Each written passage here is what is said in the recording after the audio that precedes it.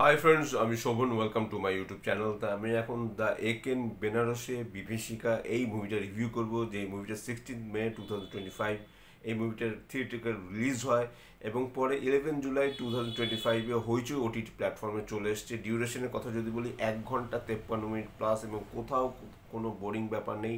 Directed by Joydeep Mukherjee. Screen play এবং screen প্লেটা লিখেছে হলো পদ্মনাভ দাশগুপ্ত এবং স্টোরি আপনারা সবাই জানেন লেট সুজন দাশগুপ্তর থেকে নেওয়া হয়েছে। ডিওপির কাজ এখানে আমার খুব ভালো লেগেছে।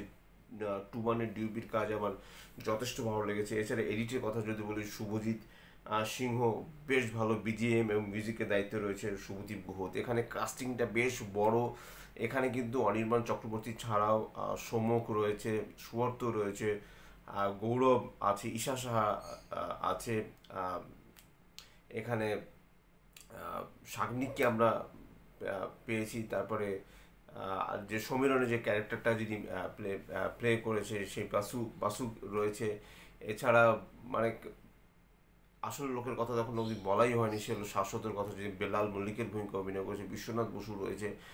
মানে কাস্টিংটা মানে বেশ দুর্দান্ত কাস্টিং এবং বেনারসকে খুব সুন্দরভাবে দেখানো হয়েছে। এবং এখানে এমন কিছু ব্যাপার ঘটে, এখানে অ্যাকচুয়ালি গৌরব চক্রবর্তীর যে ক্যারেক্টারটা, সে হলো অ্যাকচুয়ালি প্রমথর বন্ধু। তা সে তাকে ইনভাইট করে বেনারসে আসার জন্য, জাস্ট ইনভাইট করে যে এখানে এসে ঘুরে দেখে যা। তা মাসান হোলিটাকে সেখানে যেইভাবে জিনিসটাকে দেখানো হয়েছে সেটা বেশ ভালো। এবং পুরো বেনারস থেকে যেভাবে দেখানো হয়েছে মানে ছোট ছোট পরিসরে, আমার কিন্তু দুর্দান্ত লেগেছে দেখেন বেনারসে বিভীষিকা এই মুভিটা। এবং এখানে অনির্বাণ চক্রবর্তী, একনাথ সেন, তিনি কিন্তু আরও ক্ষুরধার। এবং সবথেকে মজার ব্যাপার হলো তিনি যে ভুলগুলো বলেন, সেই জায়গাগুলো এত ইন্টারেস্টিং, আমি রীতিমতো চিৎকার করে হেসেছি। আমার কিন্তু সেই জায়গাগুলো খুব ভালো লেগেছে। আমি যদি এটা থিয়েটিক্যাল রিলিজ যখন হয়েছিল, তখন যদি আমি হলে বসে অন্য লোকের সাথে বসে যদি এটা শেয়ার করতে পারতাম, আমি প্রচণ্ড মিস করে গেছি। তাহলে বোধহয় আমার মানে মুভিটা দেখতে বোধহয় আরও আরও মানে আরও আমি আনন্দ পেতাম। এবং একটা জিনিস আমার খারাপ লাগলো, সেটা হলো বেল্লাল মল্লিকের যে ক্যারেক্টারটা, মানে শাশ্বতের যে ক্যারেক্টারটা, তার সাথে ফেস অফটা না ঠিকঠাক মতো হয়নি। যদিও বিভিন্নভাবে যে কিছু ব্লাস্ট দেখানো হয়েছে সেটা আমার বেশ ভালো লেগেছে। এবং শাশ্বতর যে ক্যারেক্টারটা বেলাল মল্লিক, তার তিনি যে বিভিন্ন রকম ছদ্মবেশ ধারণ করেছে সেটা ভালো। এবং যেই বাড়িতে এসে যে তারা তিন বন্ধু, মানে প্রমথবাবু, বাপিবাবু এবং একেন্দ্রবাবু, যে বাড়িতে আসে, সেখানে কিছু অ্যান্টিক জিনিস চুরি হয়ে যায়, সেই জিনিসগুলো, বা সেখানে সেই বাড়ির যে কর্তা, তার শর্ট টার্ম মেমোরি লস বলে একটা ব্যাপার রয়েছে, সেই জায়গাগুলো। এবং এত সুন্দরভাবে বুনটটা এত সুন্দরভাবে করা হয়েছে, মানে একেন্দ্র যে প্যাকেজিং যেটাকে বলে, সেটাকে এত সুন্দরভাবে জয়দীপ মুখার্জি হ্যান্ডেল করেছে। জয়দীপ মুখার্জি আপনারা খুব ভালো মতো জানেন, যথেষ্ট বড় মাপের একজন ডিরেক্টর। কাজে তিনি খুব ভালো মতোই কিন্তু এই ধরনের মুভিগুলো তিনি কিন্তু হ্যান্ডেল করতে জানেন এবং প্রায় কিন্তু তার কাজ আসে।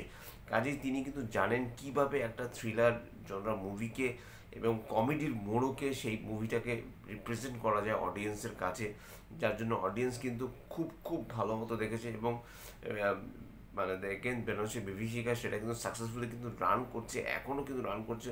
অলমোস্ট টু মান্থসের উপর হয়ে গেছে, কিন্তু তারপরেও কিন্তু লোকে হলে গিয়ে এখনও দেখছি ওটিটি প্ল্যাটফর্মে রিলিজ করছে। এখন সেখানে তো একটা ওটিটি একটা মানে সার্কুলেট হয়ে যাওয়ার পর ওটিটি তো অনেকে দেখবেনই, যারা হলে গিয়ে দেখেননি তারাও তো ওটিটিতে নিশ্চয়ই দেখবেন। হইচই ওটিটি প্ল্যাটফর্ম হলো বাংলার সব থেকে বড় প্ল্যাটফর্ম, কাজে সেখানে গিয়ে তো তারা দেখেছে।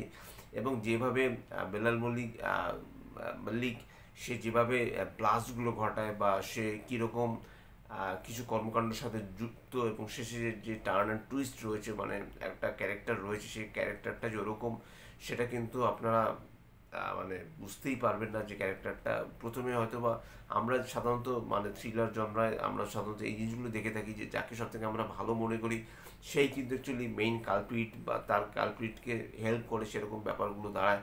এখানে কিন্তু সেই জিনিসগুলোই হয়েছে। আমি এখনও স্পয়লার দিচ্ছি না, কারণ আমার কেন যেন মনে হচ্ছে এখনও ওটিটি প্ল্যাটফর্মে অনেকেরই হয়তো বা দেখা হয়নি মুভিটা। এবং শেষে যে একেন্দ্রবাবুর যে গঙ্গার জল থেকে উঠে এসে ত্রিশূল হাতে, সেই সিনটাও কিন্তু মারাত্মক রকমের। এবং অনির্বাণ চক্রবর্তীর পাঞ্চ লাইন, তার কমিক টাইমিং, তার বডি ল্যাঙ্গুয়েজ, তার কথা বলার ধরন, সে একটা চেজ রয়েছে, ছোট একটা চেজ রয়েছে, সেই চেজটাও কিন্তু আমার বেশ ভালো লেগেছে। সব মিলে কিন্তু একেন বেনারসি বিভীষিকা এই মুভিটা আমার কিন্তু ভালো লেগেছে, এবং বিজিএম যথেষ্ট ভালো, ডায়লগস খুব সুন্দরভাবে লেখা হয়েছে, কালার প্যালেট খুব ভালো, সব মিলে কিন্তু আমার কিন্তু এই মুভিটা যথেষ্ট ভালো লেগেছে। এর থেকে বেশি জানতে হলে আপনাদের হইচই ওটিটি প্ল্যাটফর্মে গিয়ে এই মুভিটা দেখতে হবে, অথবা আপনারা হলে গিয়ে এখনও কিন্তু মুভিটা দেখে আসতে পারেন। কিছু কিছু হলে কিন্তু চলছে, আপনারা বুক মাই শো ফলো করলে সেখানে কিন্তু আপনারা মুভিটা গিয়ে দেখে আসতে পারেন। তো এটাই ছিল আমার দেখেন বেনারসি বিভীষিকা মুভির রিভিউ। যদি চ্যানেলটা ভালো লেগে থাকে লাইক শেয়ার কমেন্ট এবং সাবস্ক্রাইব করতে বলবেন। আমার চ্যানেলকে ইনস্টাগ্রামের লিঙ্ক, ফেসবুকের লিঙ্ক এবং ইউটিউবের লিঙ্ক আমার ডিসক্রিপশন বক্সে দিয়ে দেওয়া রয়েছে, সেখান থেকে আপনারা আমাকে কানেক্ট করতে পারেন। Till next video, tata.